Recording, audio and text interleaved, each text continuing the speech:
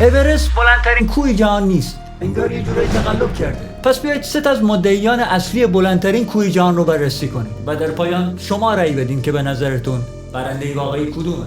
اورست این عنوان رو به دست آورده چون قله‌اش تقریبا 9000 متر بالاتر از سطح متوسط دریاست، اما حدود 2/3 ارتفاعش به خاطر ارتفاع زمینیه که کوه روی اون قرار گرفته. حالا اگه اینطور حساب کنیم چرا نگیم بلندترین کوه کوهی باشه که بیشترین فاصله رو از مرکز زمین داره؟ در این حالت اورست برنده نیست، بلکه چیمبورازو برنده است. چیمبورازو نسبت به سطح دریا خیلی کوتاه‌تر از اورسته، اما زمین یک کره کاملا کامل نیست. به خاطر چرخش زمین در قسمت استوا برآمدگی ایجاد شده و همین باعث میشه قله چیمبورازو با اختلاف دورترین نقطه از مرکز زمین باشه.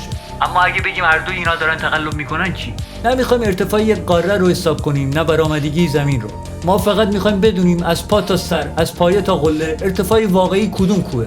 اینجاست که باید سراغ ماونا کیا بریم. این کوه در مقایسه با سطح دریا خیلی کوتاه‌تر از اورسته، اما بخش بزرگی از اون در اعماق اقیانوس قرار گرفته. اگه از کف اقیانوس تا قله اندازه بگیریم، ماونا کیا بلندترین کوه روی زمینه. اما یه سوال باقی میمونه، واقعا چه کسی تعیین میکنه یک کوه از کجا شروع میشه؟ پس اول فالو کن و بعد بهم بگو برنده واقعی کدومه.